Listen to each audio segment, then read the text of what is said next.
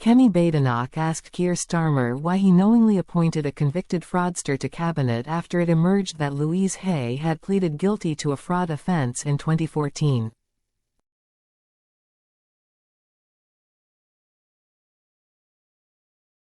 Keir Starmer hit back at Kemi Badenoch for her attacks on ex-Transport Secretary Louise Hay's fraud conviction, by pointing out her predecessors were fined by police.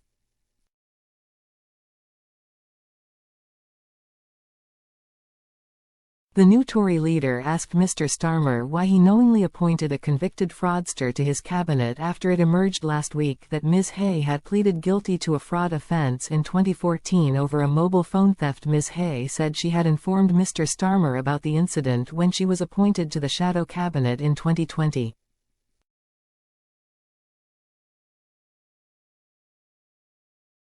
But she resigned on Friday after the PM withdrew his support, and was replaced as Transport Secretary by Heidi Alexander.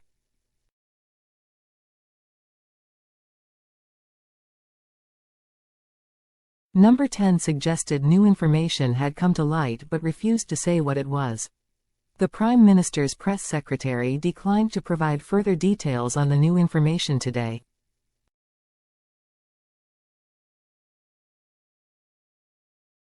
Ms. Badenoch said the county needs conviction politicians, not politicians with convictions.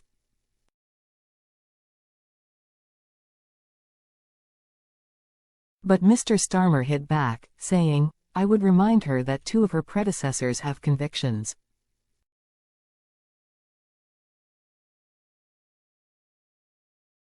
His comments appeared to refer to Boris Johnson and Rishi Sunak, who were both fined by police for attending a surprise birthday bash for Mr. Johnson during lockdown in 2020.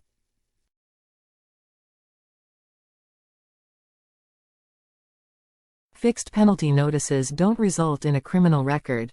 Ms. Hay was convicted of fraud by false representation in 2014 after she wrongly told police her work phone had been snatched in a traumatic mugging in London in 2013.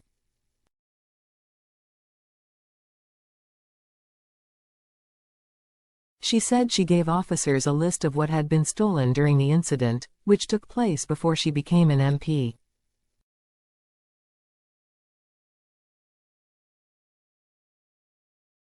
The conviction is now spent. The exchange began when Ms. Badenoch challenged the PM over immigration.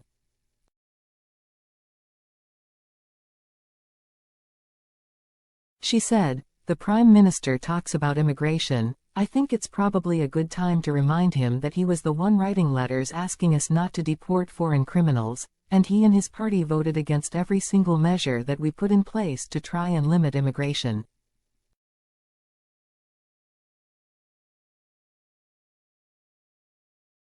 But the question today is what has been on the lips of all Labour MPs, including, I believe, the Health Secretary yesterday. The Prime Minister knowingly appointed a convicted fraudster to be his Transport Secretary.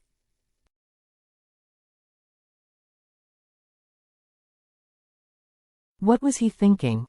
The PM replied, "The previous Transport Secretary was right when further information came forward to resign. What a marked contrast from behaviour in the last 14 years.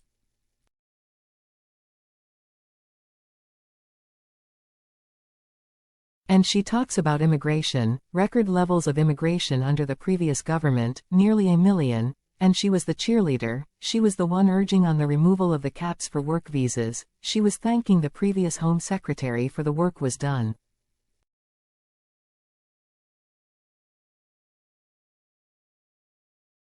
She championed it, she advocated it, record numbers of immigration." Ms. Badenoch said he owed MPs an explanation on what the further information was.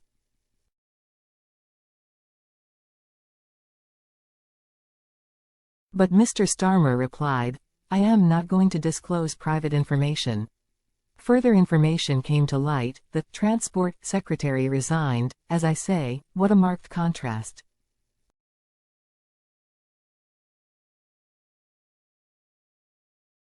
Whilst she's obsessing with the Westminster issues, we're getting on with fixing the mess, fixing foundations, that £22 billion black hole, our prisons bursting.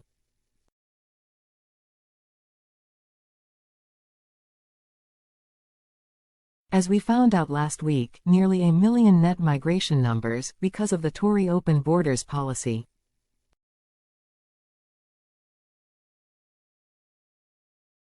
A spokesman for Ms. Badenoch said fixed penalty notices weren't criminal convictions.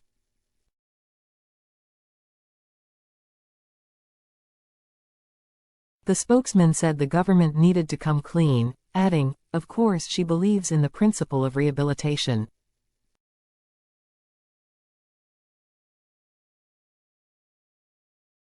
This is about transparency and honesty, and it's not good enough to say it's a private matter.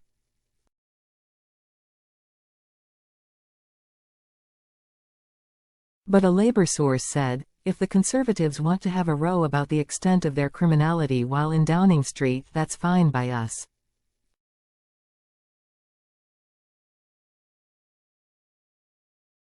The fact is, two of the leader of the opposition's predecessors were found guilty of breaking the law with partying in Downing Street while telling everyone else to follow the rules, something the leader of the opposition said a few weeks ago was overblown.